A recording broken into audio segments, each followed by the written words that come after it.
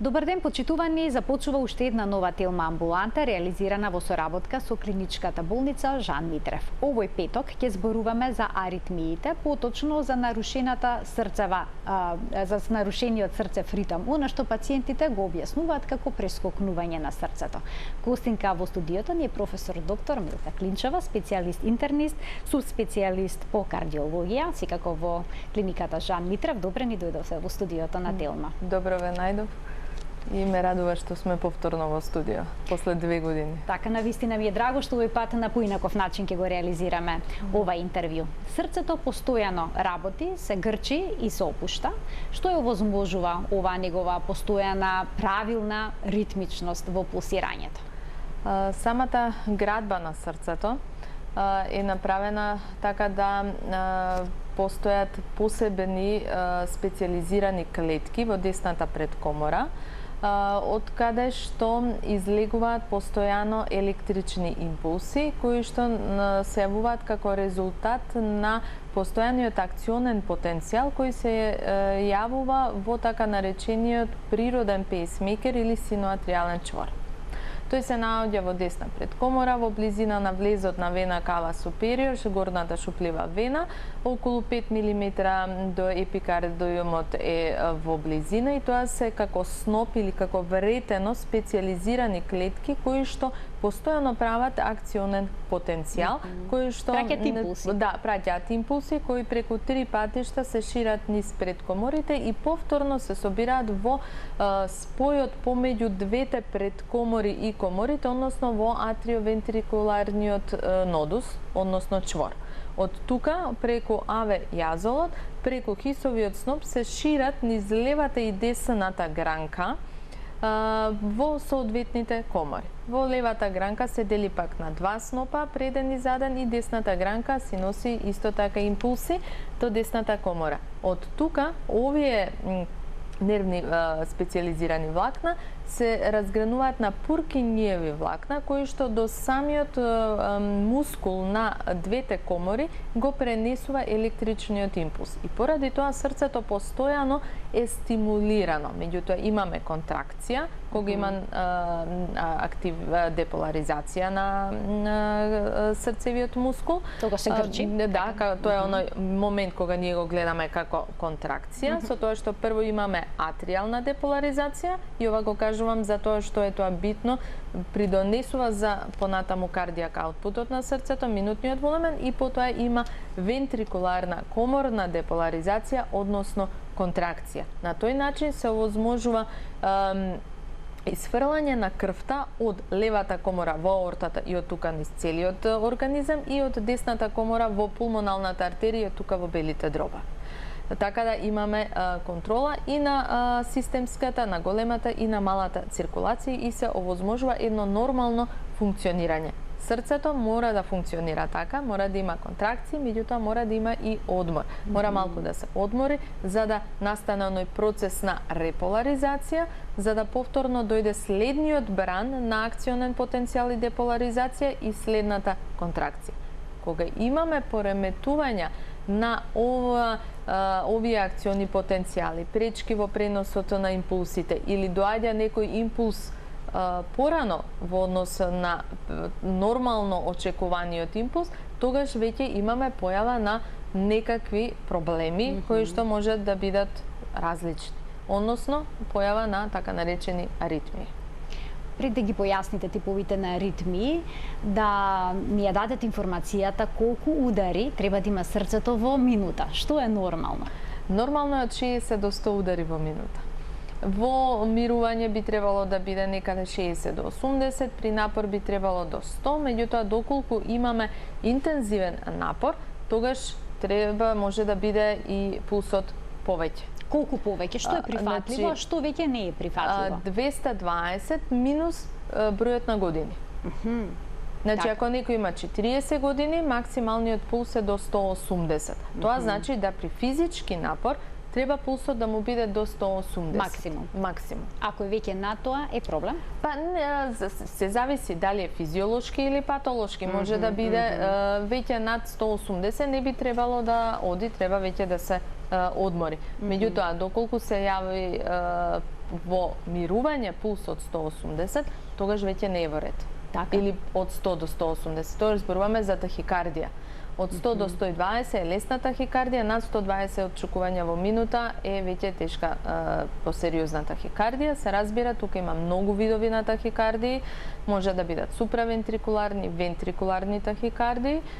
Суправентрикуларните тахикардии се оние подобрите, да кажеме, тахикардии, или тоа се тахикардии кои што имаме поправилен, да кажеме, ритам на срцето.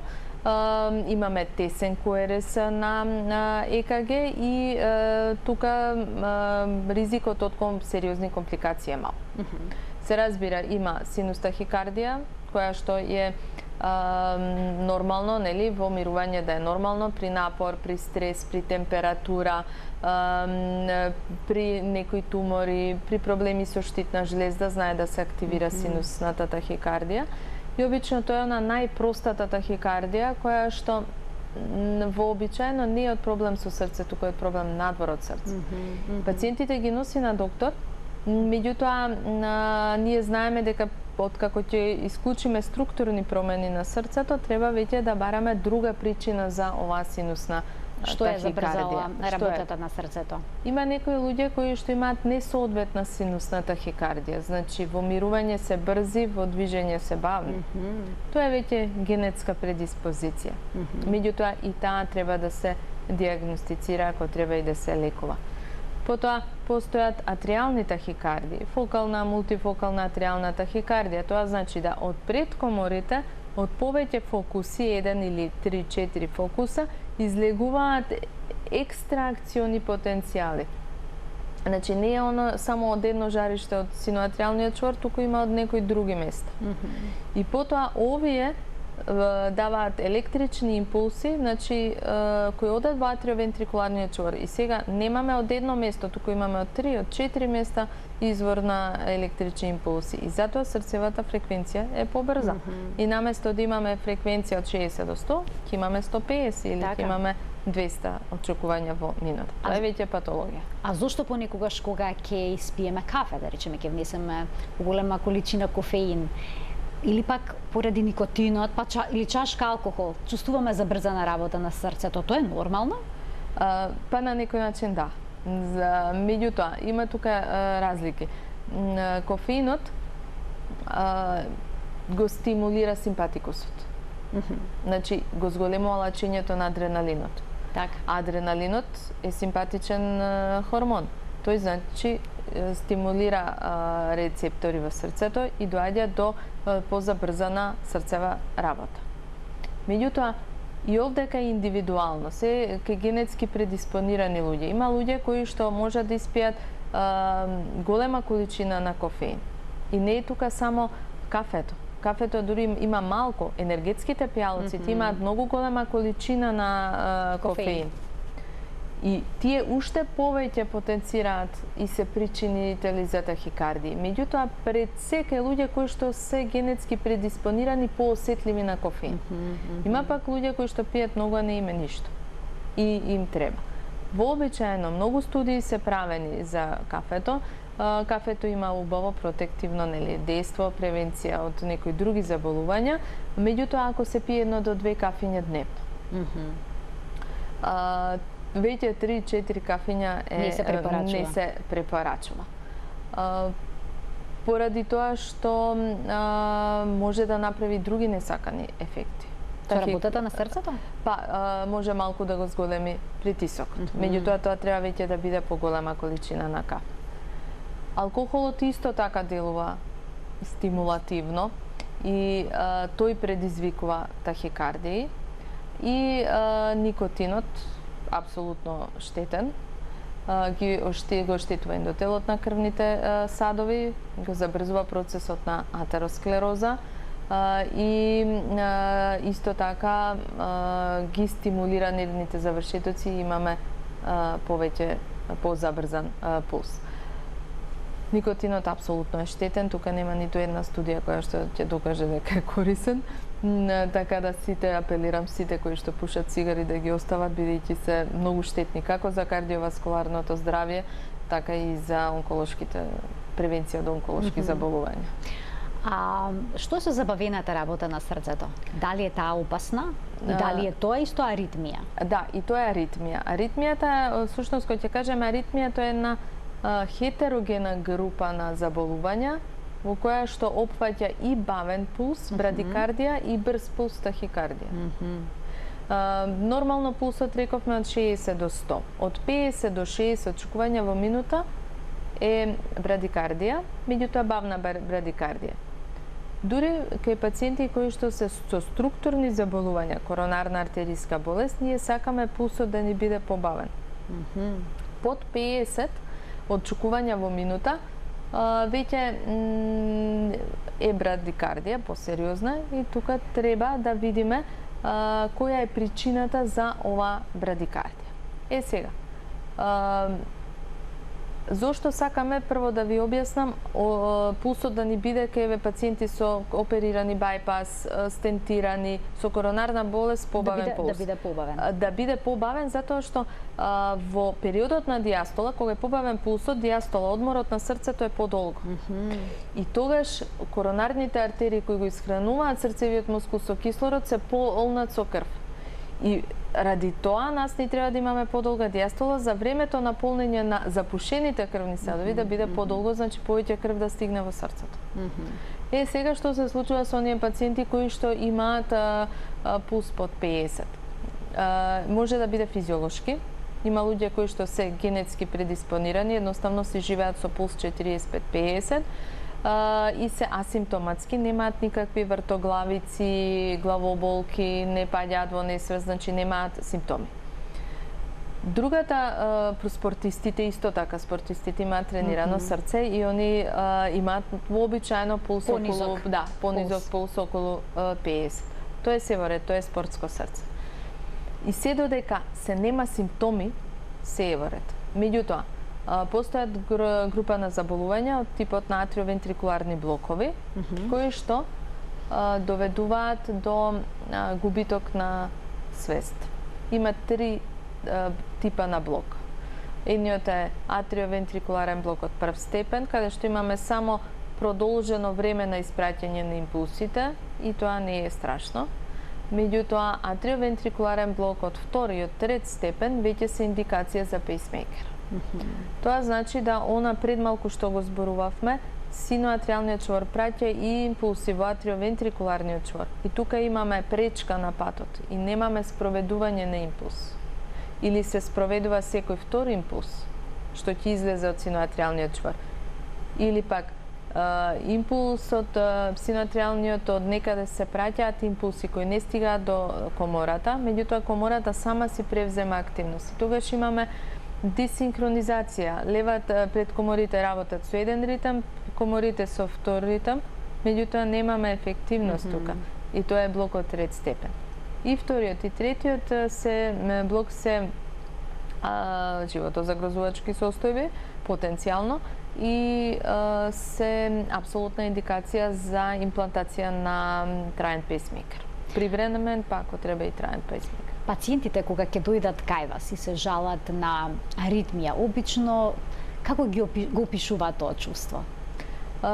Сите луѓе различно можат да го опишат, затоа што чувството е ке секого различен и секој различно ја перцепира екстрасистолата или тахикардијата. Обично се жалат на срцебиење, на прескокнување, на превртување на срцето, паузи во срцето. Тоа има луѓе кои што имаат сериозни тахикардии, а при тоа не чувствуваат ништо. Доаѓаат на нога. Може да немаат симптоми покрај тоа што имаат сериозна тахикардија, односно аритмија. И тоа на преглед можете да го утврдите? Некогаш да, некогаш не. Значи, некогаш е потребно понатаму да се направи холтер, може да предпоставиме дека има нешто сериозно и тогаш се прави холтер и на холтерот може и не мора да се Регистрира. да се регистрираат, се зависи дали во тој период пациентот имал тахикардија. Меѓутоа има друга група на луѓе кои што еднаш да преврти срцето, да прескокне и веќе имаме паника. Паника, веднаш на лекар. И веднаш се доаѓа на лекар. Има потреба од толкава ургентност? Па би требало да се дојде на доктор, затоа што никој од нас не знае за што се работи. Може да е едно прескокнување, меѓутоа екстрасистолите, особено тие вентрикуларните екстрасистоли, може да поминат во сериозни тахикардии. И поради опасноста од тие сериозни тахикардии, треба да се дојде на лекар. Подобро е да знаеме што е. Инаку, секое нормално срце знае некогаш да прескокне. Тоа не е проблем. Меѓутоа, треба да видиме дали е во физиолошки граници или веќе се работи за патологија. Професорке, а оние што имаат проблем со желудникот или пак со хранопроводникот, може ли да почувствуваат симптоми што наликуваат на прескокнување на срцето и да се жалат на аритмија всушност, да се работи за нешто сосема друго? Да.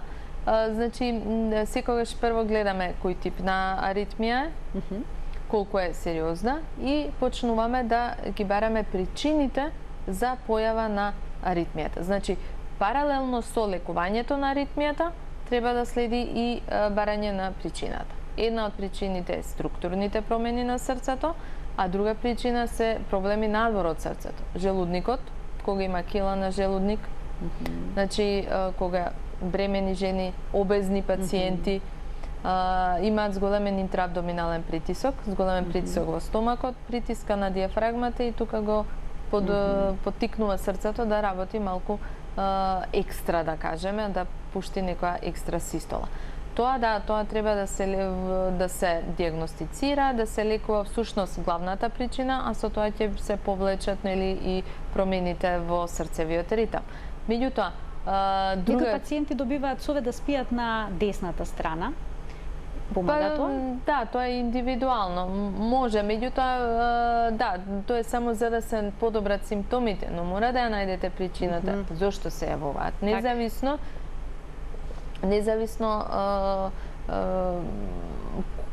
значи, независно како пациентот се чувствува. Вие покрај симптоматска терапија мора да му дадеме и насока да се најде причината за појава на овие аритми. Да ги поканиме гледачите, сигурно ќе имаат прашања, бидејќи прескокнувањата на срцето, односно аритмиите, се релативно чести, како што споменавте, и здравото срце понекогаш дава аритми, односно прескокнување. Телефонскиот број на телевизија Тилма е 3076-677. Од овој момент емисијата ќе биде контактна, а сите одговори ќе ги добиете од професор доктор Милка Клинчева, специјалист по интерна медицина, субспецијалист по кардиологија во Жан Митрев клиник. Професорке, кога ќе дојде кај вас пациент кој се жали на аритмија, дали врз основа на описот на состојбата, можете веднаш да претпоставите за што се работи или пак е неопходно да се направи едно ЕЕГ, односно ЕКГ, се извинувам, за да се провери дали има некакви нарушувања или не во срцевиот ритам? Анамнестички можеме да претпоставиме за што се работи. Меѓутоа, тоа се само претпоставки. Нашите претпоставки мора да бидат документирани со факти, а фактите се преку ЕКГ или 24 часовен ЕКГ холтер или луп рекордер. Тоа е едно апаратче кое се става под кожата и 3 години го следи срцевиот ритам и доколку има проблеми, ќе видиме за точно која тахикардија станува збор. Меѓутоа, да, анамнестички можеме да претпоставиме за што се работи. Има суправентрикуларни тахикардии, пред малку ги спомнавме, тие се обично пароксизмални. Значи, пароксизмалната суправентрикуларна тахикардија нагло почнува и нагло завршува. И пациентите тоа го кажуваат одеднаш, ми се јави и одеднаш ми прекине. Доколку се работи за млада особа, тогаш предпоставуваме дека се работи за пароксизмална суправентрикуларна тахикардија. Имаат тахикардии што се карактеристични за младата популација? Да. Тоа е ова што сега ни го појаснувате. Ке младите обично се јавуваат да тие пароксизмални суправентрикуларни тахикардии обично се јавуваат некаде докај 30-та, 40-та година, веќе би требало, доколку е пациентот предиспониран, да се јават. И секогаш одат со неструктурни промени на срцето. Значи, ехокардиографски имаме нормално срце, коронарографски имаме. Меѓутоа, тие се карактеристични кај генетски предиспонирани особи. Тука имаме атриовентрикуларна нодална риентри тахикардија, атриовентрикуларна риентри тахикардија. Тука имаме еден кружен тек риентри, затоа се нарекува, на движење на електричниот импулс и може да биде во правец на стрелките на часовникот, обратно, ортодромна, антиортодромна, али меѓутоа, како и да е, тоа се риентри кругови кои што секогаш нагло почнуваат и нагло завршуваат. За разлика од синус тахикардијата, таа постепено почнува и завршува. Потоа, атриалната фибрилација. Некаде во целата популација, 2% од популацијата има атриална фибрилација, со тоа што и таа е поврзана со возраста. Меѓутоа, таа е поврзана и со структурни промени. Кај атриалната фибрилација нагло почнува, трае неправилен е ритамот, побрзо, побавно и на крај завршува. Нагло. Доколку не се тоа медикаментозно лечи. Така да, пациентите со самото тоа кога ќе ги прашате како почнува, како завршува, можете да предпоставите во кој правец одите. Според возраста на пациентот, исто така можете да предпоставите за што се работи. Покрај електрокардиографијата, важно е да се направи ехокардиографија, каде што е неинвазивна метода, каде што убаво се гледаат морфолошките промени на срцето, дали ги има или не, и да исто така тоа ќе иде во склоп на едно или друго. Ако имаме, например, дилатирана лева предкомора, тогаш, таа тахикардија поверојатно е дека е од атриална фибрилација, не е од пароксизмална суправентрикуларна. Доколку имаме здраво срце и здрав човек, млад, тогаш е поверојатно дека е нешто тако суправентрикуларно. Потребно е, значи, да се добро процени за кој тип на аритмија станува збор. Така, имаме гледач, да му дадеме предност, а веднаш потоа ќе продолжиме што се е дополнително потребно да се направи за да се постави добра дијагноза, точна дијагноза. Добар ден за гледачот. Добар ден. Повелете. Видите прашање. Да ја оставиме спортската тахикардија до 40 години, да речеме. Од 40 до 70-75. Без проблеми со леви комори, без проблеми со хипертензии, све. Кои се границите на нормално очукување, народно речено, на срцето? Нормално. Зависи од 40 до 70 години, да кажем. Вие првото прашање, имате уште едно, ако добро ве разбрав. Прашање чисто информативно од искуството на професорката. Така, добро. Кои се границите на нормално очукување? Така, ве разбравме, ви благодарам за вклучувањето во емисија. Вие на почетокот на емисијата споменавте кои се нормалните граници, но тие се менуваат со возраста. Или не? Не, тоа си останува со возраста. Меѓутоа, прашањето на гледачот е убаво кај спортско срце, кое што е над 40 години, колкава треба да биде фреквенцијата. Исто, над 50 во минута е нормално. Под 50 во минута, тогаш веќе треба да се направи ЕКГ холтер и да видиме дали има паузи или е само брадикардично. Доколку е само брадикардично, при тоа нема паузи кои што се поголеми од 2,5-3 секунди, тогаш и пациентот е асимптоматски, не треба ништо. Тоа е едноставно, таква е конституцијата на пациентот, навикнат е на бавен пулс, не треба ништо да се прави, само треба да се внимава по некоја случајност, по некоја друга индикација, да не се дадат лекови за притисок кои што го намалуваат и срцевиот пулс. Значи, само на тоа треба да се внимава, треба да се прават редовни контроли, барем повремено, некои 6 месеци, 1 година, да се следи. Али еден холтер мора да се направи за да видиме да немаме паузи. Доколку нема паузи, нема блокови, е само синус брадикардија која е асимптоматска, тогаш нема проблем. оние што се спортисти што активно, интензивно тренираат и потоа исто така нагло ќе прекинат. Може да имаат проблем со срцето, бидејќи имаат спортско срце, велат некој проширено малку? Да, може да имат некакви проблеми. Спортистите, иако тоа е ретко, меѓутоа сепак се обрнува големо внимание, особено нели во јавноста, може да имаат задебелување, меѓутоа тоа задебелување не е повеќе од умерено, до кај 16 мм, може да имаат и малку проширување, дилатација на срцето, но секој кој што тренира добро не би требало да се доведе во состојба да има проширување на срцето. Сепак и волуменот на комората на срцето зависи од големината на човекот. Се е тоа по body mass index.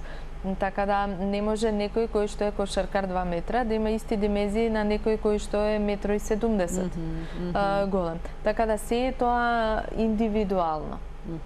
Инаку да, може да имаат проблеми, обично спортистите се навикнати на некој начин на здравствени контроли, така да доаѓаат, ние ги диагностицираме, обично доколку има хипертрофија, правиме покрај ехокардиографијата и магнетна резонанца на срце, каде што убаво се гледа срцевиот мускул, односно се прави ткивна карактеризација, дали има или нема фиброза, колку се точно волумените на срцето и колкава е пумпната снага. Пред да го вклучиме гледачот, само накратко, дали треба да прават прегледи оние кои што почнуваат да планинарат одеднаш преку ноќ стануваат спортисти или пак возат велосипеди по планински предели?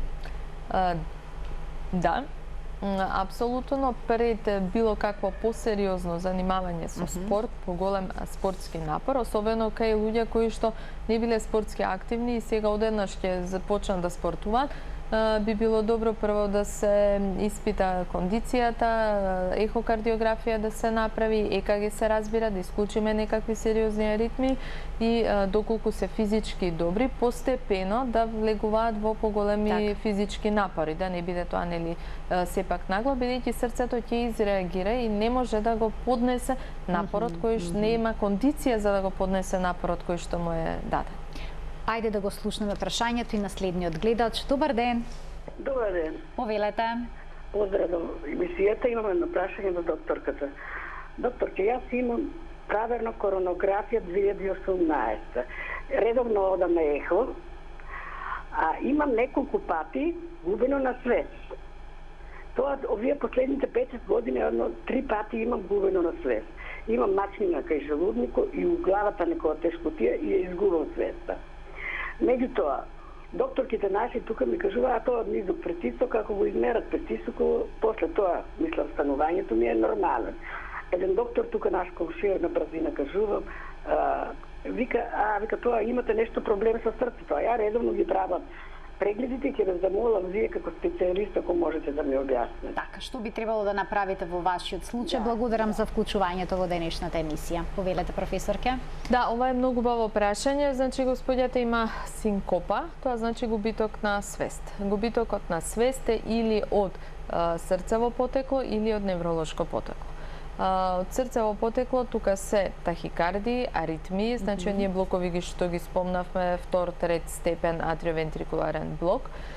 Може би има и некаква тахикардија, така да јас би ја поканила гледачката да дојде да направиме убаво ехо на срце, може и сигурно ќе треба да се направи ЕКГ холтер и да видиме за кој тип на евентуално аритмолошко нарушување станува збор.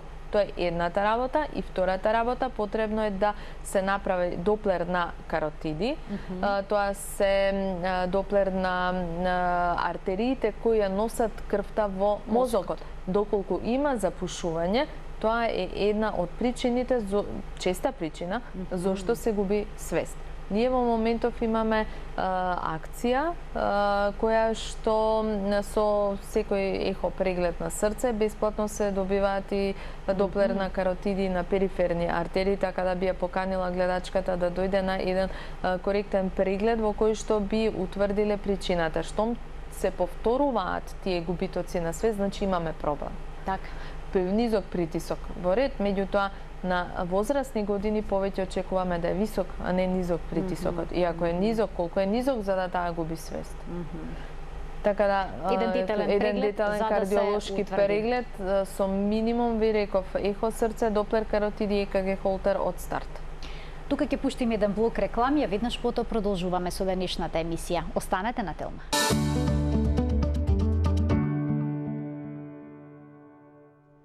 Со професор доктор Милка Клинчева, специјалист по интерна, субспецијалист по кардиологија, во Жан Митрев клиник, денеска зборуваме за аритмиите, односно за нарушениот ритам на срцето. Народот го опишува како прескокнување на срцето. Професорки, имаме гледач кој што очекува вклучување, малку подолго почека, еве сега можност да го постави своето прашање и да добие одговор на него секако. Добар ден. Ви благодарам, добар ден, поздрав до вас и до докторката. Ви Па ја ќе благодарам, бидам повелете. краток. 2015 година бев пенсиран и пред тоа и после тоа правам редовни прегледи на 6 месеци, еве сега во април месец имав редовен преглед. Прегледот беше добар, така ми рекол докторите, меѓутоа ја веќе неколку години ми се јавува аритмија. Констатираа дека е тоа од проширување на желудникот на нагоре према диафрагмата, го притиска срцето и доаѓа до таа аритмија. Меѓутоа, сега ми препишаа да пијам, а и претходно сум го пиел амиокордин половина, апче од Сабајле. А тоа е од 200, ја значи ја пијам од 100. Пулсот ми паѓа на 49, 50, 51. И еве 2 дена не ги пијам, немам, инаку ми се јавуваше мала несвестица како секунда 2. Секунда 2, толку јасно свесен, меѓутоа ја осеќам. Каротидите ми се чисти и притисокот ми беше 140, 150, 180, 90. После пола саат беше 60 со 102-30. 102-30. Така. Ве молам да ме советувате. Што понатаму што може да преземете за вашата состојба? Ви благодарам за вашето прашање во денешната емисија. Повелете, професорке. Така, ова е јатрогена брадикардија. Значи, пациентот прво имал тахикардија, која не знаеме која тахикардија е. Предпоставувам дека се работи за атриална фибрилација, поради што е даден амиокордин. Амиокординот е можеби најдобриот антиаритмик кој што постои во светот, меѓутоа има несакани ефекти, како и сите лекови, и може да го успори многу пулсот. Освен тоа, добро е што гледачот прекинал со зимање на амиодаронон, би требало да се консултира со својот кардиолог, дали да го прима само во момент кога има тахикардија. Тоа се вика pill in the pocket, значи кога ќе осети чувство на тахикардија, само тогаш да го зема и кога ќе се стабилизира тахикардијата да прекине со земање на лекот. Бидејќи амиокординот не сме да се прима долго време. За жал, во Македонија ние сретнуваме пациенти кои со години го пијат амиокординот и потоа имаме несакани ефекти, бидејќи тој внатре амијодарон содржи јод, па влие на штитната жлезда, па прави хипертиреози, така да тоа е јатрогена. Може да направи белодробна фиброза, може да направи проблеми со очите.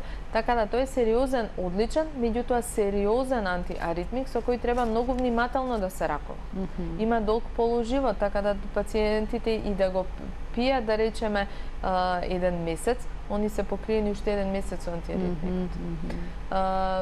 Добро е што гледачот се почувствувал дека му се врти, тоа е таа симптоматска брадикардија. Така. И самиот си го прекинал лекот. Меѓутоа, треба да знае дека треба да има друг тип на лекови, лекови од типот на бета-блокатори. Не знам, предпоставувам дека гледачот пие Конкор или, не знам, Бипересо, Метопролол, некој лек од таа група на лекови, кои што се добри и кај пациенти со претходно стентови и коронарна болест, а исто така се добри во превенција на појава на аритмија. Но, не значи дека нема да се јави таа аритмија повторно. Таа ќе се јави повторно, но целта на терапијата е да трае пократко аритмијата и поретко да се јавува. Во таа цел служат бета-блокаторите. А кога ќе се јави она, предпоставувам дека е атриална фибрилација, тоа треба да се консултира со својот кардиолог или да дојде на преглед да го видиме, тогаш да, може да зема амиокордин, но само по потреба. Што се може да доведе до аритмија? Еве, например, дали пациенти со анемија чувствуваат тахикардија? Да. Тоа е една од честите причини за синусна тахикардија. Она баш пред малку што го зборувавме, синус тахикардијата не е од срцето, туку е најчесто од надвор од срцето и тогаш ја бараме причината и анемијата. Анемијата што значи? Имаме помалку хемоглобин, значи имаме помалку носач на кислород. Значи имаме помалку кислород во организмот.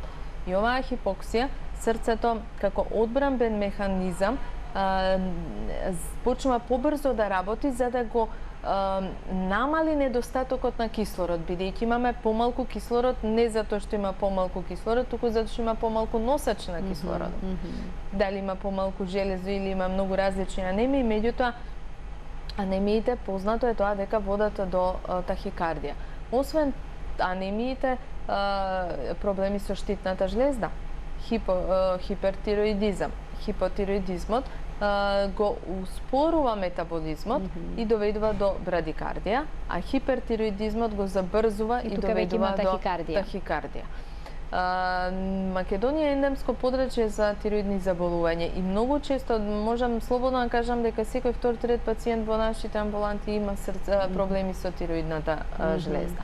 Така да ние на некој начин работејќи кардиологијата моравме да навлеземе и во ендокринологијата и да ги дијагностицираме, бидејќи штитната жлезда е тесно поврзана исто така со срцето и особено со аритмиите. Потоа, коронарната артериска болест, запушувањето на крвните садови во срцето доведува до аритмии, тоа до посериозни аритмии, една од најчестите атриалната фибрилација, но меѓутоа може да доведе до малигни аритмии, вентрикуларна тахикардија, вентрикуларна фибрилација, дури и до нагла смрт. Потоа, структурни заболувања, валвуларни болести, аортна стеноза, митрална стеноза, исто така се комплицираат со аритмија. Митралната стеноза обично иде со дилатација пред комората и појава на атриална тахикардија. Потоа, високиот крвен притисок. Една обична хипертензија може да доведе до структурни промени на срцето, задебелување на срцевиот мускул. Да не ги заборавиме кардиомиопатиите. Тоа значи промени на срцевиот мускул може да бидат или дилатативна, или хипертрофична, или рестриктивна. Сите три идат со тахикардија. И има уште една четврта, тоа е посебно генетски предиспонирана, аритмогена десновентрикуларна кардиомиопатија, која што имаме проширување, промени на десното срце кои што водат до малигни аритмии, до вентрикуларни тахикардии. Покрај овие кардиомиопатии, други дебелината, самата дебелина може да доведе до појава на аритмии. Цигарите водат до појави. Прекомерна конзумација на кофеин, она што пред малку го пообјаснувавме. Така да сето до тоа е многу болести во организмот. Срцето е само ги осеќа промените, дури и туморите и реагира. Имаме гледач, да му дадеме можност да се вклучи во денешната емисија со прашање. Добар ден. Добар ден. Добар ден. Повелете. Поздрав до емисијата. Благодарам. И поздрав до професорката. Благодарам. 2015 година јас сум опериран кај Жан Митрев. Ве слушаме, само следите го разговорот преку слушалката, не преку телевизорот. Тоа ви е проблемот? Преку слушалката. Опериран сум 2013 година и сега на трети месец имав некој чувство како умора. Кој на 3-4 чекори не можев да одам. Така. И појдов овде на болница, на доктор, ме пратија со амбулантна кола директ во Скопје. Лежев таму, ми даваја терапија, едно 7-8 дена, недела дена, и ме пуштија дома. И сега чувствувам се уште умора. Значи претежно чувствувам голема умора. Па Ми сега... потекуваат нозите, Аха. нозите ми отекува и ги пијам овие таблетите Блоксан, Фуросемид и Росвера. Али умората ја чувствувам Така, и многу. понатаму го чувствуваат уморот, па ве интересира Да, што би можеле да преземете за да го решите овој ваш здравствен проблем. Ви благодарам за вклучувањето во денешната емисија. Професор, ке повелете. Да, благодарам за прашањето, многу е убаво и за жал многу често повремено, не толку, меѓутоа колку што сватив, гледачот не е дојден кај нас на преглед, така да ја би го поканила да дојде да го прегледаме. Овдека се работи за срцева слабост и за срцева декомпензација. Треба да видиме, мислам дека разбрав бајпас дека е опериран или нешто е опериран, да, треба да видиме што е опериран и треба да се види која е причината за оваа срцева слабост. Дали е несоодветна терапија, дали е можеби срцето ослабено, треба да видиме која е причината. Инаку, според тоа што го кажа, оттеци на нозете, замор на мал напор, тоа за хоспитализација, тоа зборува за една срцева декомпензација, односно излегло срцето од рамнотежи и веројатно има насобрано течност во обелите дробови, стомакот и нозете и тоа е на вишок течност, таму срцето не е доволно способно да испомпа крвта. Нема моќност, да, нема доволно помпна снага и тогаш имаме застој на крвта во интерстициумот и отежната размена на гасови и појава на гушење и замор. Така да ја би го препорачала да дојде да го прегледаме, да ја смениме терапијата. Сега имаме одлични тераписки можности за срцева слабост, доста напредна кардиологијата во тој поглед, така да таблетарна терапија имаме која што е и достапна во нашата земја. За жал тоа не иде под фондот, нели? Меѓутоа, тоа се можности да се подобри квалитетот на животот на пациентите, да се намали смртноста и да се намали бројот на хоспитализации и потреба воопшто од хоспитализација. Кога ќе диагностицирате пациент со аритмија, од што зависи? Дали ќе биде применета медикаментозна терапија или пак некоја кардиохируршка или пак кардиолошка процедура? Аритмите се една голема група на заболувања, се зависи од тоа што ќе диагностицираме.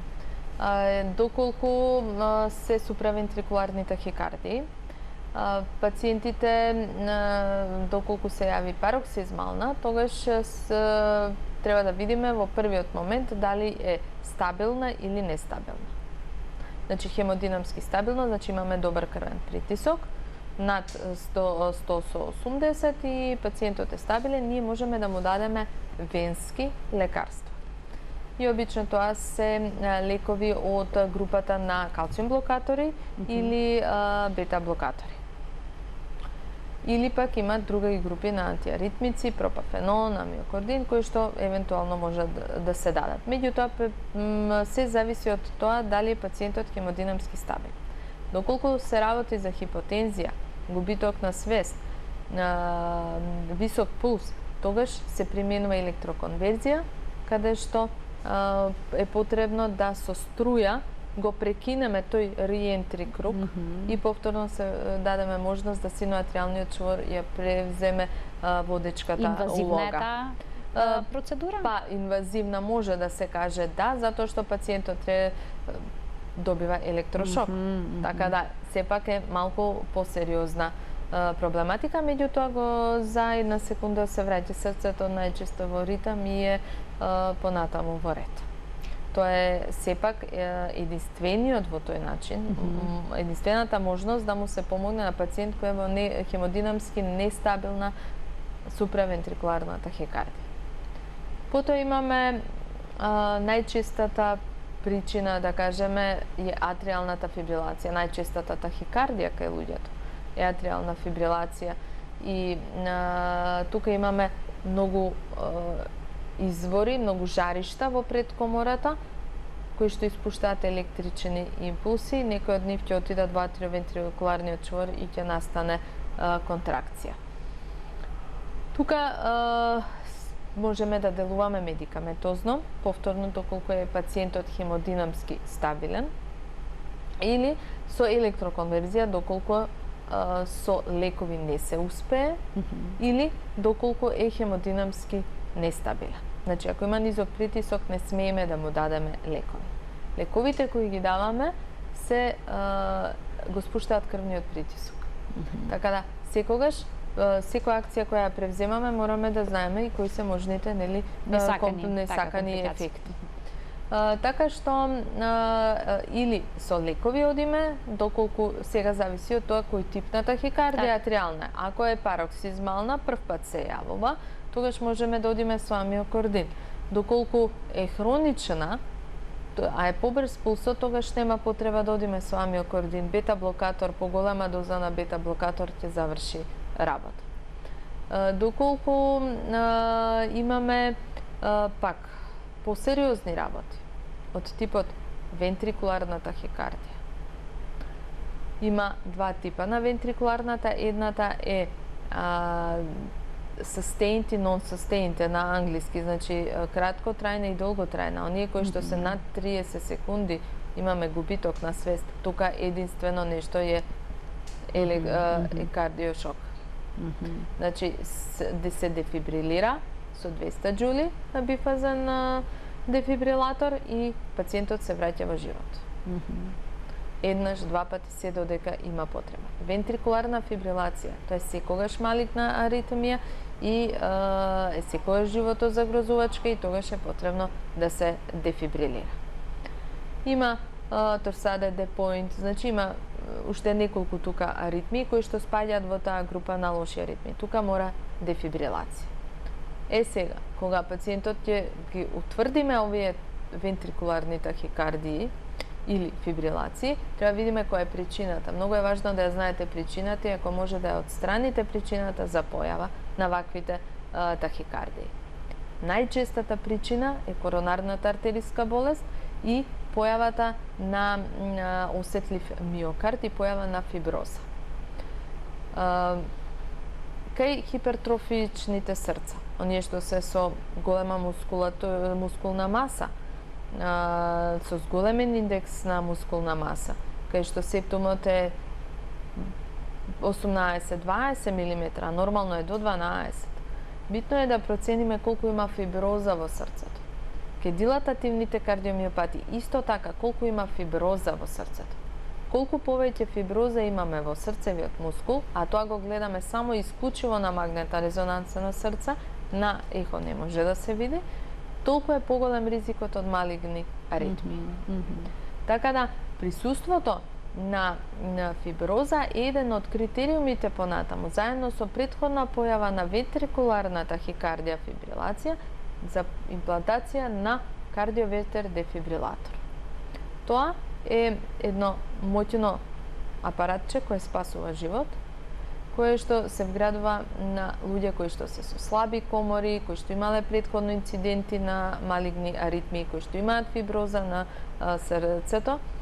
Се прави една детална проценка, постојат за тоа и програми кои што утврдуваат под колкав ризик од следна аритмија е пациентот и се имплантира, значи тоа е оној дефибрилатор, сигурно сте гледале на филмови, да, што се удира од надвор. Ова е внатре такво апаратче што се става, што се вградува и кога ќе се појави и испушта импулси само во момент кога има потреба. Нарушување. Да.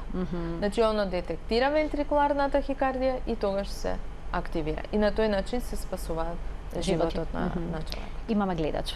Професор, ќе да го вклучиме во програма. Добар ден. Добар ден. Повелете. Ме интересира, прво поздрав до двете. Ви благодарам. Да.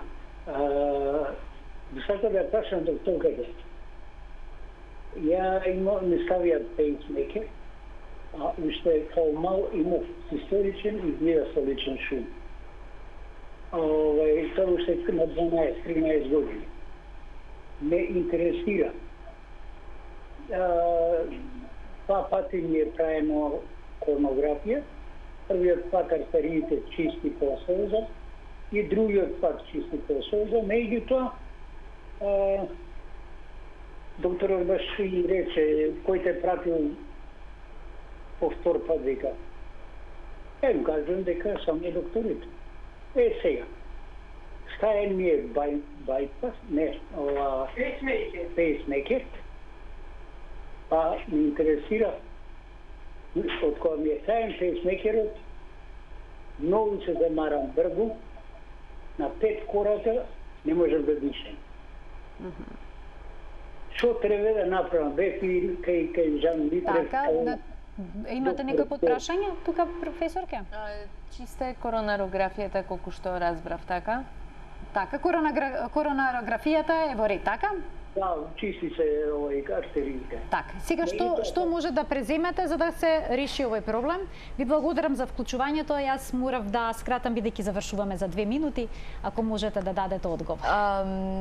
Значи, доколку е чиста коронарографијата, пейсмейкерот е ставен најверојатно поради некаков блок.